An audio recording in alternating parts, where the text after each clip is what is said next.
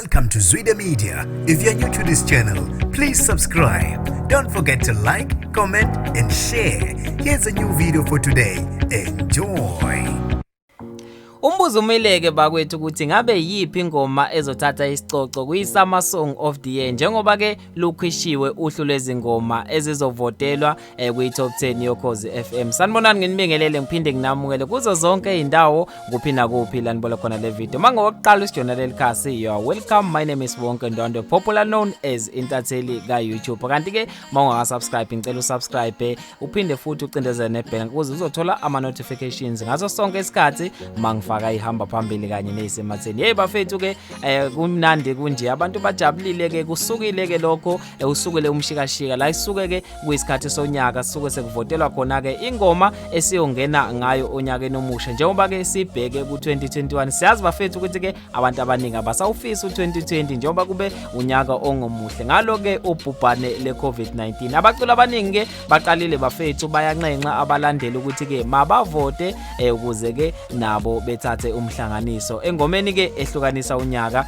ngezi31 zika December njalo makuphela unyaka. Kanti ke uKhuzani ungenile ngengoma yakhe ethi IJELE, icokamelisha lingenile ngengoma ethi ke amageja. Kanti ke no Big Zulu ehamba no Rikiriki nentaba yase Dubai imali eningi. Abantu ke sekukuboke manje ukuthi ke bevote futhi ke bevote koyimisela kuze ke amaqhawe abo ewine. Kanti ke bafethu kamumva nje kubuya ngazothi uKhuzani ke uza kabi futhi ke engahle uthatha unyaka. Mina ke angisho njalo kodwa ngiyabuza ukuthi wena ngabe uthi yipi eyakho futhi ke uthi yipi engahle idle umhlanganiso. Kanti ke bafethu ke leyo ke sesoyiqeda khona lapha ngezansi kwi comment section. Kodwa ke uKhuzani kamuva nje einkundleni zokuxhumana lokho engene njalo ama screenshot atshengisa ke abalandeli bevota. Lokho kwangempela hayi kancane bafethu kodwa ke kusase eli mina ke ake ngizwe ngawo lapha kwi comment section ukuthi ke ngempela engahle uthathe yini uKhuzani singene ke ngejele ku2021. Kanti ke mina bafethu ngintathele ka YouTube ake ngishenxele enganqanye ke bese ngidedela wena ke lapha kwi comment section ngizwe ukuthi ke ngempela singangena yini